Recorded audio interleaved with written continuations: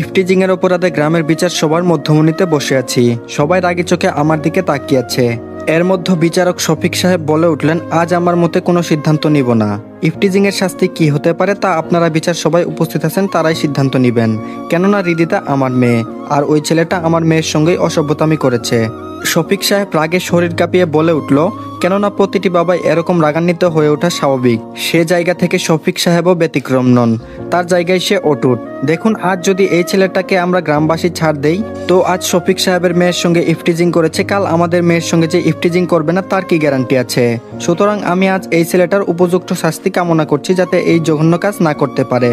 জাবেদ সাহেব এলাকার বড় নেতা, তিনি এসব কথা বলে উঠলেন। তার সঙ্গে বিচার সবাই তার কথাতে একমত হয়ে গেল। তার আগে ইফটিজিং এর বিষয়টা পরিষ্কার করে ফেলি, শুনুন তাহলে।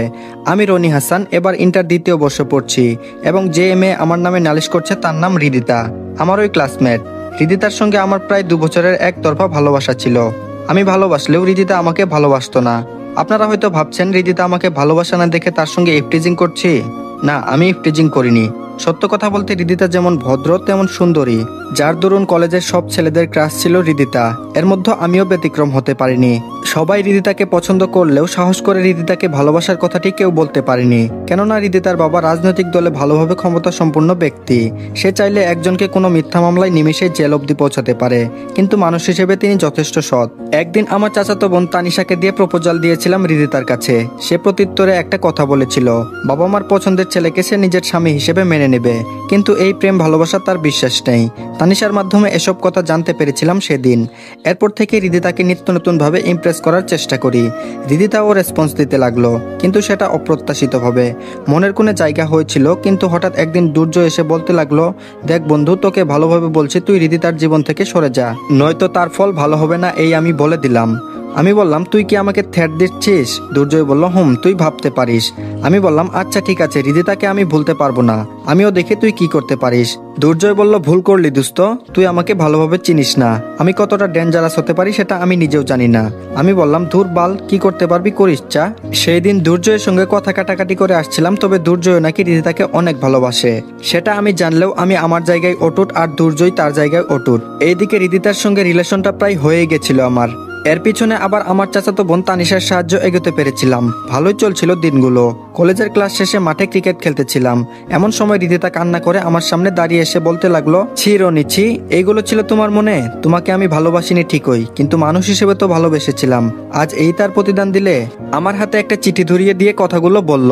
এইদিকে হৃদিতার কান্না অবিরাম চলছে। সেই মুহূর্তে কেমন জানি চুপসে গিয়েছিলাম। কি হচ্ছে সব? চিঠিতে তো ভালো কিছুই লিখেছিলাম, কিন্তু হৃদিতার কান্না করার মানে তো কিছু বুঝতে পারলাম না। তারপর নিজেকে সামলে নিয়ে চিঠি হাতে নিয়ে ভালোভাবে লক্ষ্য করতে আকাশ ভেঙে যেন আমার মাথার উপর পড়লো। হায় আল্লাহ, চিঠিতে এসব কি নোংরা কথা উল্লেখ করা আছে! আমি তো এসব কল্পনাও করতে পারি না, তাহলে লিখবো কিভাবে? তাছাড়া এখানে হাতের লেখার ধরন আর আমার হাতের লেখার ধরন হুবহু সেম, আমার হাতের লেখার মতোই। চিঠিটা পড়ে তারপর কাপা সুরে বলে উঠলাম, হৃদিতা বিশ্বাস করো, তোমার জন্য চিঠি আমি ঠিকই লিখেছিলাম, কিন্তু এসব বাজে নোংরা কথা আমি লিখিনি। হয়তো আমাকে কেউ ফাঁসাতে চাচ্ছে। একথা বলতে হৃদিতা সবার সামনে ঠাস করে থাপ্পড় মেরে বলতে লাগলো, আমাকে কি বোকা পেয়েছিস? তোর হাতের লেখা আমি এর আগেও পড়েছি।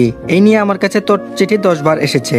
আগের চিঠিগুলো পড়ে বুঝতে পারতাম তুই আমাকে ভালোবাসিস, কিন্তু আজ যে চিঠি আমাকে দিয়েছিস সেটা পরে আমি বুঝে গিয়েছিলাম তুই কেমন ছেলে। আমি বললাম, হৃদিতা আমি সত্যি বলছি, তোমার নামে কোনো নোংরা চিঠি লিখিনি। হয়তো কেউ আমাকে ফাঁসাতে যাচ্ছে, তুমি আমার কথাটা বিশ্বাস করো প্লিজ। হৃদিতা বলল, আজ ওই আব্বুর কাছে গিয়ে তোর নামে নালিশ করব, এবং তোর লুচ্চামিগিরি বন্ধ করার ব্যবস্থা করব, আর সেটা আজই। হৃদিতা এই বলে চলে গেল। এর মধ্যে তানিশা এসে বলল, চিঠিটা এসব নোংরা কথা কেন লিখেছিস? আমি বললাম, তানিশা বিশ্বাস কর, আমি এসব লিখিনি। আমি ওকে আগের মতোই লাভ লেটারই দিয়েছিলাম। তানিশা বলল, চুপ কর, আরেকটা কথাও তুই বলবি না। তোর এই রিলেশনের জন্য কত কিনা করেছি আমি, আজ কেমনে পারলি হৃদিতাকে বাজে প্রস্তাব দিতে? শেষমেশ তানিশাও আমাকে অবিশ্বাস করলো। এখন সারাদিন চিৎকার মেরে বললেও কেউ আমার কথা শুনবে না। কি আর করার, চুপ মেরে মাটির দিকে তাকিয়ে আছি। এর মধ্যে দুর্জয় ডেভিল মার্কা হাসি দিয়ে বলল, ছি ছি দোস্ত, তোর দ্বারা এই জঘন্য কাজ আমি মোটেও আশা করিনি। এই বলে শয়তানের একটা হাসি দিয়ে চলে গেল।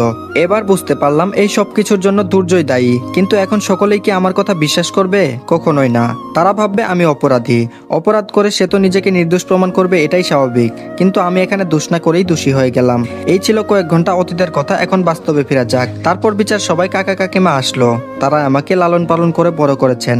মাঝে মধ্যে আমার বাবা মার কথা জিজ্ঞেস করলে কাকিমা মন খারাপ করে বলতো, আমরা কি তোর বাবা মার মতো না? আমি বলতাম হ্যাঁ তা তো বটেই। তারা বলতো তাহলে বাবা মার কথা জিজ্ঞেস করছিস কেন? আমি বললাম তারপরও আমার বাবা মার ব্যাপারে জানতে হবে। কাকিমা বলল, আমি চাই না তোর বাবা মার অতীত কাহিনী বলে তোর মনটা খারাপ করতে, এর জন্য তো বিষয়টা গোপন রাখছি, বুঝতে পারছিস না কেন? তাছাড়া আমরাও তোকে খুব ভালোবাসি, আমার মেয়ে তানিশার থেকেও তোকে আমরা আদর যত্ন বেশি করি। তাহলে কি অতীতের কথা শুনে মন খারাপ করার কোনো লাভ আছে বল? আমি বললাম আচ্ছা ঠিক আছে, আর জিজ্ঞেস করবো না এসব কথা। ব্যাস, কাকিমা না করার কারণে আমি আর বলতে বাধ্য করিনি, এর জন্য বিষয়টা আজই আমার অজানা। তারপর কাকা কাকিমা তারা বিচার সভায় এসে শফিক সাহেবের দিকে তাকিয়ে জিজ্ঞেস করতেই তারা চিঠিটা তাদের সামনে ধরলো। ব্যাস, কাকা কাকিমা তারাও নিমেষেই চুপ হয়ে গেল, তাদের মুখের ভাষা যেন হারিয়ে ফেলেছে। শফিক সাহেব তার মেয়েকে ডাক দিয়ে বিচার সভায় উপস্থাপন করলো এবং জিজ্ঞাসা করলো, এই ছেলে কি তোমাকে চিঠিতে বাজে প্রস্তাব দিয়েছে মামুনি? রিদিতা বলল, জি আব্বু, এই ছেলেই। শফিক সাহেব বলল, রহমান এবার তুমি বলো, তোমার ভাতিজাকে কি শাসন তুমিই করবা নাকি আমরাই করব? তাছাড়া গ্রামবাসীরাও দেখুক, তারাও যেন এই ইফটিজিং থেকে বিরত থাকে। কাকা বলল, আপনারা যা ভালো মনে হয় তাই করুন। কাকা এই বলে চোখের পানি মুছে কাকিমাকে নিয়ে চলে আসলো, আর আমি ওখানে অসহায়ের মতো মাটির দিকে তাকিয়ে রইলাম। এলাকার বড় নেতা জাবেদ সাহেব বলে উঠলেন, সালমান তুমি গিয়ে কাঁচা বেত ভেঙে নিয়ে আসো, যাও। ব্যাস, কথাটা শোনা মাত্রই চুপসে গেলাম। ব্যাস, তারপর এলাকার বড় নেতা সে বেত দিয়ে 10টা হাতের শক্তিতে আঘাত করলো, আর এইদিকে বেতের আঘাত সহ্য করতে না পেরে একটু সরে দাঁড়াতেই চোখের কোণের দিকে সজোরে একটা আঘাত লাগে, যার দরুন চোখের কোণা থেকে রক্ত বের হতে লাগলো। আমার এমন অবস্থা দেখে শফিক সাহেব বলল, জাবেদ ভাই থাক, ও ছোট মানুষ, এবার ওর ভুল বুঝতে পারবে। জাবেদ সাহেব বলল, এই ছেলে যা, রিদিতার কাছে গিয়ে সরি বলবি এবং সেই সঙ্গে গিয়ে এটাও বলবি তার আশেপাশে আর ঘুরঘুর করবি না। তারপর রিদিতার সামনে গিয়ে বললাম, রিদিতা আমার ভুল হয়েছে, আর তোমাকে বিরক্ত করব না। কান্না করে বলে ফেললাম, মায়ের আঘাতগুলো না যতটা কষ্ট পেয়েছি তার থেকে মান সম্মানের সব ধুলোয় মিশিয়ে গেল, সেটা ভেবে চোখ থেকে অজরে জল গড়ছে। আমার এমন করুণ অবস্থা দেখে রিদিতা মাথা নিচু করে ফেললো। সে হয়তো চাইছিল আমাকে শাস্তি দিতে, কিন্তু এভাবে যে সব হয়ে যাবে সেটা রিদিতা কল্পনাও করেনি। বিচার শেষে সবাই চলে গেল এবং রিদিতার বাবা শফিক সাহেব এসে বলল, এই ছেলে তুমি এটা ভেবে নিও না যে আমার মেয়ের সঙ্গে ইফটিজিং করার অপরাধে একটু বেশি শাস্তি দিলাম, এটা কিন্তু না। আমার মেয়ের জায়গায় অন্য মেয়ে থাকলেও আমি সেটাই করতাম। আমি বললাম, আপনাদের বিচারে যা শাস্তি আসছে দিয়েছেন, এখন এসব মানবতার কথা আপনাকে বলতে হবে না। অনেকটা রেগে শফিক সাহেবের মুখের উপর বলে আসছিলাম। উপর দিকে রিদিতা শুধু নীরব দর্শকের মতোই দেখে যাচ্ছিল। এখন আর রিদিতার প্রতি ভালোবাসার বিন্দু পরিমাণ অনুভূতি নেই, যা আছে সব ঘৃণায় পরিণত হয়েছে। কিন্তু আজ একটা বিষয় কোনোভাবেই মেনে নিতে পারছি না। দোষ করলো দুর্জয়, আর সেটা শাস্তি পেলাম আমি। এখন এসব ভেবেই বা কি হবে? দুর্জয় তো রিদিতাকে পাওয়ার জন্য একটা গেম খেলছে।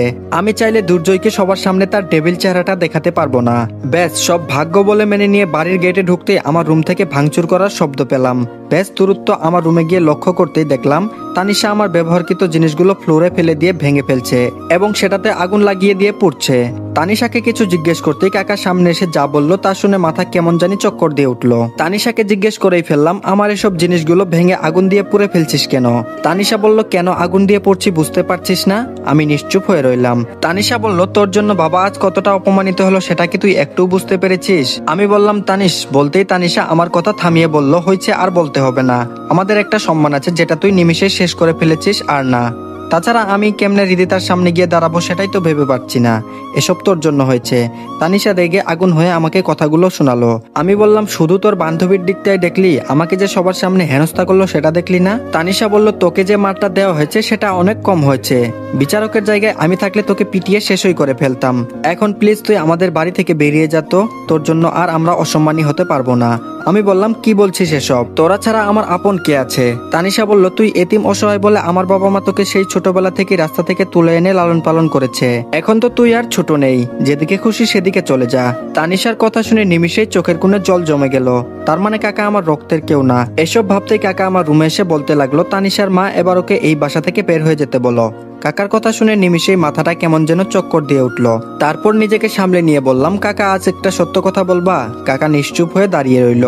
আমি বললাম, আমি কি সত্যি এতিম? তোমরা আমার আপন কেউ না? শুনলাম আমাকে নাকি রাস্তা থেকে এনে তোমাদের বাসায় আশ্রয় দিয়েছ, সেটা কি সত্যি? কাকা বলল, হ্যাঁ, তানিশা যেটা বলেছে সেটা সত্যি। আমি বললাম, ও তার মানে আমি তোমাদের রক্তের কেউ না? কাকা বলল, না।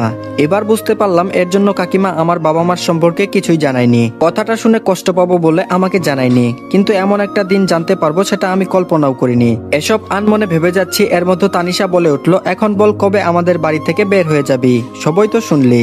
আমি বললাম চিন্তা করিস না, কলেজ থেকে টিসি নিয়ে তারপর এখান থেকে সারা জীবনের জন্য চলে যাব। আপাতত কটা দিন আমাকে তোদের এখানে থাকতে দে, অনেক তো করুণা করেছিস, এবার না হয় এটাই শেষবারের মতো।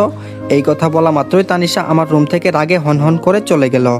আজ সত্যি নিজেকে খুব একা মনে হচ্ছে। কি থেকে কি হয়ে গেল কিছুই বুঝতে পারলাম না। সবচেয়ে বড় ভুল হয়েছে, হৃদিতাকে ভালোবেসে তার পিছনে যদি না যাইতাম আজ আমার এমন পরিস্থিতি মোকাবেলা করতে হতো না। হৃদিতাকে যতটা ভালোবাসতাম এখন তার থেকে দ্বিগুণ ঘৃণা করব। অপরদিকে হৃদিতার মা বলল, হৃদিতা মামুনি খেতে আই। সে কখন থেকে কি ভাবছিস বলতো?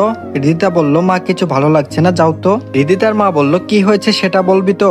হৃদিতা কোনো কিছু না বলেই কান্না করে তার মাকে জড়িয়ে ধরে বলল, মা এখন কেমন জানি নিজেকে অপরাধী মনে হচ্ছে, কিছুই ভালো লাগছে না। হৃদিতার মা বলল, ও এই ব্যাপার, তাহলে তোর বাবার কাছে নালিশ করলি কেন? হৃদিতা কান্না করে বলল, আমি কি জানতাম বাবা জাভেদ আঙ্কেলকে দিয়ে এইভাবে ওকে মার খাওয়াবে। হৃদিতার মা বলল, তোর জাভেদ আঙ্কেল তো মানুষকে কম মারে না, সেটা তো এই এলাকার মানুষ সবাই জানে। আচ্ছা যাই হোক, এখন এসব চিন্তা বাদ দিয়ে খেতে আই। হৃদিতা বলল, ওকে যাচ্ছি, তুমি যাও। প্রতিদিনের মতো আজ সকাল 8টায় টেবিলে খেতে বসেছি। এর মধ্যে তানিশা এসে পাশের চেয়ারটা টেনে বসলো। কাকিমা খাবার পরিবেশন করছে।